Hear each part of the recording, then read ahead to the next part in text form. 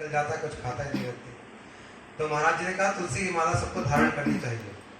ये तुलसी जो है भगवान की परम प्रिया है। तुलसी कृष्ण प्रेयसी नमो नमः, हम लोग कहते हैं कृष्ण की प्यारी है। यहाँ तुलसीदास कृष्ण धारण कर से कृष्ण हमारे साथ है नित्य, क्योंकि उनकी प्रिया को हमने अपने गले में धारण कर रखा है। ये निशानी है, जैसे कि एक शादीशुदा स्त्री यहाँ पे सिंदूर लगाती है, सबको देख के पता चल जाता है कि इसका विवाह हो रखा है। गले में मंगलसूत्र पहनती है, सबको पता चल जाता है कि इसका विवाह हो रखा है, इसका कोई रखवाला है, अकेली नहीं है। ऐसे ही ये हमारे गले में पट्टा है, इसका हमारा कोई मालिक है जो हमारा ध्यान रखता है। हम किसी के आश्रित हैं, कोई हमारा मालिक है। हम ऐसे इंडिपेंडेंट अकेले अकेले नहीं घूम रहे। जैसे कि कुत्तों के गले में हम पट्टा डाल देते हैं, कई कुत्ते होते हैं इसकी पट्टा होता है, कहीं के गले में नहीं होता। जिसके गले में नहीं होता उसका क्या हाल होता है, म्यूनिसिपैलिटी वाले आते हैं, ट्रकों में डालते हैं और उनको शूट कर देते हैं, क्योंकि उसका कोई मालिक नहीं।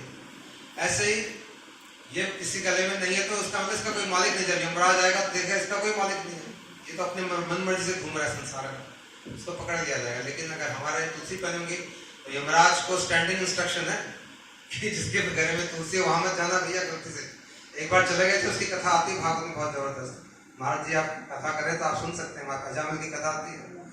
यमराज के दूतों को बड़ी परेशानी उठानी पड़ी थी, आके बड़े रो रो के यमराज जी को प्रार्थना करते कहाँ भेजते आज हम तो सोचते थे आप ही संसार के मालिक हो और हिसाब से भेजते हो, लेखा जोखा देख के भेजते हो, लेकिन आप तो ऐसी जगह भेज दिए जहाँ की हमारी भी मुश्किल हो गई।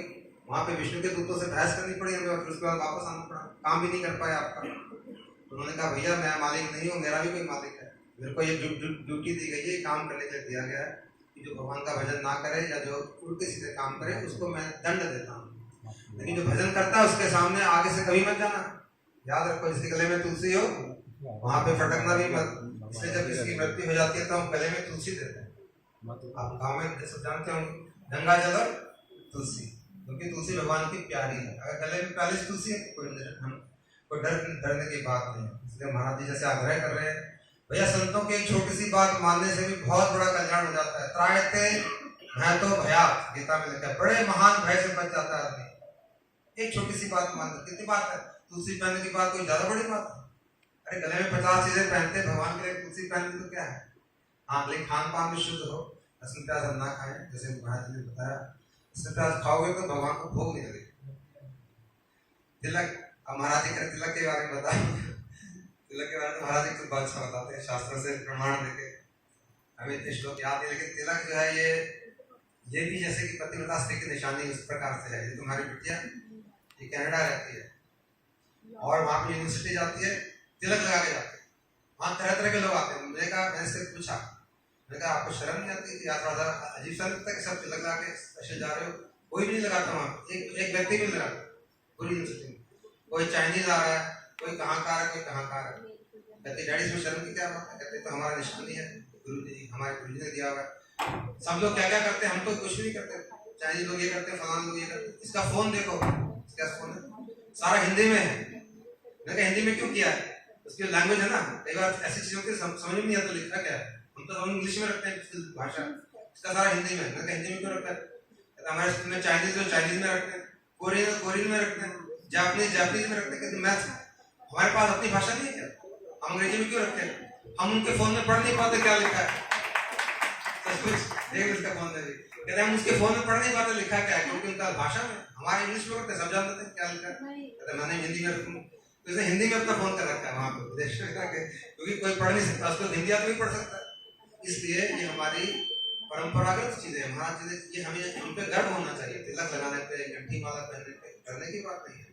हमारी बहन है आशु, जिसके घर में कार्यक्रम कर रहे हैं, स्कूल में बड़ी टीचर है, कोई भी तिलक लगाता वो लगा के जाती है, ये भी लगाते हैं तिलक सबके सामने, अरे शेर की तरह। और जहां भी तिलक लगाओगे वहां पे आपका आदर होगा। कभी भी ऐसा नहीं सोचना कि गड़बड़ होगा, नहीं नहीं अच्छा ही होगा, बहुत अच्छा होगा। अच्छा नहीं बहुत ज्यादा अच्छा होगा, सब आपका सम्मान करेंगे। हमें ऐसे समाज में ऐसे एकदम भ्रांत धारणा डाल दी गई है। इतने सालों के कांग्रेसी राज ने भी, इलेक्शन भी आ रहा है, वोट देखा है होंगे, हमारी अपनी सरकार आए, हम हिंदुओं का हमारा कुछ हो। महाराज जी ने कितनी अच्छी बात की, 80 हिंदू थे और 1 मुसलमान, हिंदुओं को कुछ भी नहीं आता। कितनी हमारी शर्म की बात है, मतलब। और हम हिंदू देश में सिर्फ पूरी दुनिया में, मैं पूरी दुनिया घुमा हुआ हूँ, सिर्फ एक ही देश में हिंदू रहते हैं और कोई जगह नहीं हमारे लिए, कहीं भी चले जाओ, अलग अलग धर्म के लोग हैं, सिर्फ ये भारत पर ऐसा जहाँ के हम लोग रह सकते हैं चैन से, यहाँ भी चैन इतना ज्यादा कहाँ है। और हम लोगों को ऐसी बुद्धि बना दी गई है, हमारी भ्रष्ट कर दी गई है कि हम अपनी चीजों को बेकार मान चुके हैं। यार ये तो गांव के लोग करते हैं, हम लोग नहीं करते। अरे गांव के लोग बहुत अच्छे हैं हमसे, गांव में जाओ कितने सिस्टम फॉलो करते हैं, कितने आनंद में रहते हैं। शहरों में तो पढ़ लिखे आदमी बर्बाद हो जाता है। आज कल हम गुरु महाराज कह रहे थे कि ऑक्सफोर्ड यूनिवर्सिटी में पढ़े, वहां से पढ़े। अरे वहां से पढ़े तो कहते बेकार है सब, जब तक हमें ये नहीं आएगा सब बेकार है। इसलिए आप जो पढ़ाई करते हैं वो दो तरह की पढ़ाई होती है। एक होता है डोमेन एक्सपर्टीज, यानी कि जिस चीज में आप काम करते हो उसका आपको कितना ज्ञान है, और एक होता है सॉफ्ट स्किल, जो कि जनरल चीज होते हैं, जीवन क्या है, जीना क्या है। एक को बोलते हैं जीविका की विद्या, जिससे कि आप खाने के लिए रोटी कमाते हो। एक को बोलते हैं जीवन की विद्या, जिससे कि आप कमाने के बाद जीना सीखते हो, उसे करना क्या है, जीना कैसे है। ये दो चीजें हैं। स्कूलों में जीवन की विद्या कोई नहीं पढ़ा रहा आजकल, सब जीविका की विद्या पढ़ा रहे हैं, पैसे कमा। अरे रोटी तो ही खाओगे, कितना कमाओगे, 4-5 रोटी से ज्यादा तो खा नहीं सकते ना। जीना कैसे वो नहीं आता। अर्जुन जो था गीता में आप सब जानते हैं, उसको डोमेन एक्सपर्टाइज पूरी थी, लड़ने में कोई कमी नहीं थी उसके अंदर, 1 नंबर का योद्धा था, फर्स्ट क्लास। लेकिन जब युद्ध हुआ तो काम आया, डाल दिया धनुष से, गाड़ी को फेंक दिया, कहता है ना योत्सामी, युद्ध नहीं करूंगा मैं, मना कर दिया। क्यों? फेल हो गया। पूरी की पूरी चीज जानता था, अपनी डोमेन एक्सपर्टीज पूरी थी, लेकिन जीवन की विद्या गड़बड़ हो हुई तो नहीं। वो तो भगवान के नित्य पार्षद है हमको सिखाने के लिए कि हम भी अगर जीवन में ऐसे ही उतरेंगे, खाली जीविका की विद्या को लेकर उतरेंगे तो मार खाएंगे, पूरी तरह से फेल होंगे, पछाड़ खा के गिरेंगे। सावधान। तो क्या करना है, जीवन की विद्या भी सीखनी। जीवन की विद्या हमारे गुरु महाराज देंगे, हमारे संत लोग देंगे। ये लोग आते ही इसलिए कि हम जीवन जीना कैसे है। तो कृष्ण को कितने श्लोक सुनाने पड़े अर्जुन को, 700 श्लोक सुनाए, तब जाके कुछ उसको ठिकाने जीवन की विद्या आई, तब जाके खड़ा हो गया एकदम। फिर क्या बोला लास्ट में, जब आप बोलोगे वही करूंगा मैं, और कुछ नहीं करना, जो आपका आज्ञा दोगे वही। एकदम मैं तैयार हो गया, जोश आ गया थोड़ा सा। और फिर लड़ाई हो की तो क्या सब जानते हैं क्या युद्ध हुआ, इतने कम लोग थे और आगे कितनी कोई कृष्ण की सेना से लड़े। और तो अरे भैया कृष्ण की पूरी सेना के सामने सबको हराया उन्होंने। तो इस प्रकार ये जीवन की और जीविका की विद्या के बीच में हम लोग भी जाने और इसको समझे। हमारे हाथ में ज्यादा कुछ नहीं है, ये भक्ति का मार्ग इतना सरल मार्ग है कि सब कुछ ऑटोमेटिक सिस्टम पे होता है। भगवान कृपा करते हैं, गुरु वैष्णव कृपा करते हैं, लेकिन एक चीज हमारे हाथ में, वो गुरु के हाथ में नहीं। इसको बड़ी सावधानी से आप लोग सुनो और साथ में ले जाओ। जैसे हमारे श्यामन प्रभु जी ने बहुत सुंदर कथा गई, 7500 रुपये चढ़ गए, लेकिन साथ में क्या नहीं है, चाबी नहीं है भैया। ये चाबी हमारे हाथ में है, फिर भी इसको हमारे हाथ में। तो क्या कहा गया है यहाँ पे, चाबी क्या है। देखो किसी में भक्ति है और किसी में नहीं है, इसका एक ही कारण, 2 या 3 या 4 कारण नहीं, एक ही कारण है सर। शास्त्र में कहा गया भक्तिस्तु भगवत भक्त संगेन परिजाय, यानी भक्ति उसी में आएगी जिसने कभी जीवन में भक्तों का संग किया। आज हमारे में या किसी में थोड़ी बहुत भक्ति जो है, क्यों है, हमें संत महात्मा मिले, हमें गुरु मिले। अगर नहीं मिलते तो हम भी धरते खा, जैसे दुनिया खा रही। लेकिन किसी को मिलते हैं किसी को नहीं मिलते, इसका क्या कारण है। आज यहाँ पे 50 लोग आए मान लीजिए, लेकिन यहाँ तो 1000-5000 लोग, बाकी लोग नहीं आए। आप लोग ही क्यों आए, वो क्यों नहीं आए, इसका भी कारण है।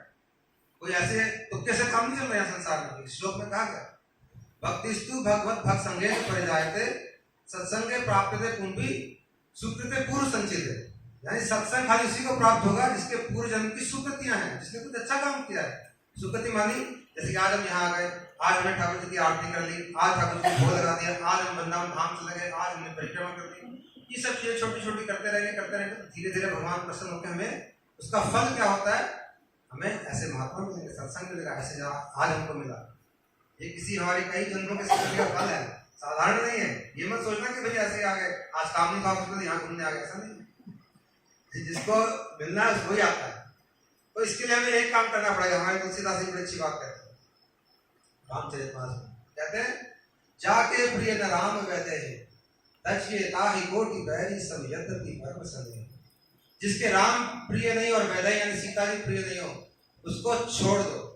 आसान काम नहीं है, लेकिन बड़ा बड़ा इफेक्टिव काम है। जिसने किया उसको अनुभव है इसका। हमको थोड़ा बड़ा अनुभव, ज्यादा तो थोड़ा बड़ा है। जाके प्रिय न राम वैदे तच्ये ताहि कोटि बैरी सब। कोटि मतलब 1000 गुना, बैरी माने दुश्मन। एक बार दुश्मन नहीं, 1000 गुना दुश्मन ऐसा तुम्हारा बन गया, ऐसा समझ के तय काहे कोटि पैरी सब यद्यपि परम स्नेही, चाहे एकदम प्यारा ही क्यों ना हो तुम्हारा, तुम्हारे घर में क्यों ना हो, घर वालों कैसे छोड़ेंगे? यहाँ पे उदाहरण है, तो जो पिता प्रहलाद विभीषण बंधु भरत मेहतारी, प्रहलाद ने किसको छोड़ा? पिताजी को छोड़ा घर में ही। विभीषण ने किसको छोड़ा? अपने भाई को छोड़ा। भरत ने माँ को छोड़ा। बलि गुरु थे जो, बलि ने किसको छोड़ा? गुरु को छोड़ा, क्योंकि भगवान से दूर कर रहे। और कंत ब्रज बनितनि भय मृदु मंगलकारी, ब्रज की गोपियों ने अपने आप पतियों को छोड़ दिया। अब जब छोड़ेंगे तो हमको टेंशन होगी।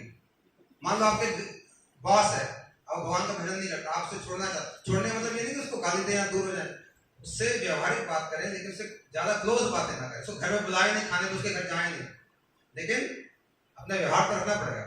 वो तो अलग, वो तो उन्होंने बलि महाराज ने भी किया, सॉरी प्रहलाद महाराज ने भी किया, अपने पिताजी के साथ बड़े घर छोड़ के चले गए, लेकिन उनसे प्रेम प्रीति नहीं रखती। जब ऐसा करेंगे हम, तो हमें लगेगा कुछ हमारे पर आपत्ति आ जाएगी, हमारा बॉस है या हमसे बना कर कुछ ये फायदा होगा। हम तो 50 तरह के हिसाब लगाते हैं संसार में, अरे फलाना मंत्री है, फलाना हमारा बॉस है, फलाना उसका दोस्त है, बिजनेस में हेल्प करेगा। ना ना ना, कोई हेल्प नहीं करेगा भैया, सिर्फ हेल्प करेंगे तो ये करेंगे। और आज तक जो हेल्प करी क्यों नहीं करी? आपको दिख नहीं रहा, जिसको दिख रहा है वो देख रहे। आज तक जो भी जीवन में आपने पाया है, आगे भी पाओगे, सिर्फ इनकी कृपा है, किसी दोस्त की, किसी मंत्री की, किसी की कृपा नहीं है। ये सब हमारे संतों की और ठाकुर की कृपा है। आगे भी देखिए, नजर हमारी धीरे धीरे बढ़ेगी जब हम उनके चरणों में रहेंगे। नजर हमारी अभी डिफेक्टिव है, हमको लग रहा है फलाना कर रहा है, ठिकाना कर रहा है, ये कर रहा है, वो कर रहा है। जैसे कि महाराज ने उदाहरण दिया उनका द्रौपदी का, कितने लोगों को नहीं बुलाया उन्होंने, लेकिन आया कौन?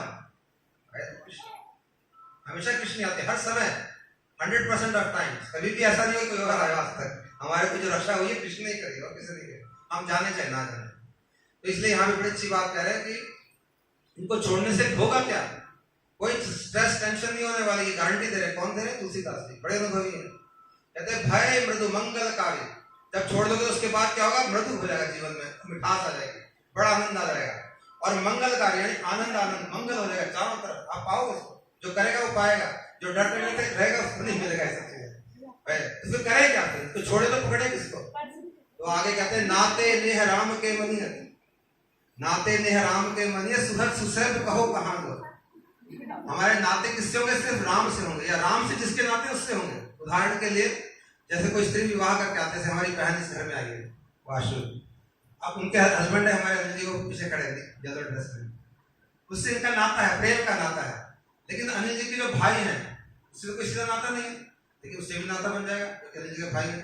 उनके जो पिताजी उनसे भी नाता बन जाएगा, उनकी जो बहन उससे भी नाता बन जाएगा, उनकी जो माँ उससे भी, सबसे प्रेम होगा। सबकी सेवा करनी पड़ेगी, क्योंकि सबका नाता किससे? जो हमारे, जिससे हम प्रेम करते हैं। इसलिए हमारे राम जी से जिसका नाता है, हमारा उसके साथ नाता स्वाभाविक ही हो जाएगा। नाते नेह राम के मनियत, तुलसीदास जी कह रहे हैं। सुसैब कहो कहां दो, अंजन कहा आंख चली फूटे, बहुत तक कहो कहां दो। ऐसा अंजन क्या लगा जिससे आंख ही फूट जाए? अंजन तो लगाते हैं आंख अच्छा करने के लिए, लेकिन आपने ऐसे दोस्तों से दोस्ती कर ली कि आपकी आंख फोड़ के चले गए, आपका जीवन बर्बाद करे, इसका क्या फायदा? अंजन कहा आंख चली फूटे, बहुत तक कहो कहां दो। आगे तुलसीदास जी कहते हैं तुलसी सौ सब भांति परम हित पूज्य प्राण ते प्यार। कितनी अच्छी बात लास्ट में कह रहे हैं तुलसीदास जी, तुलसी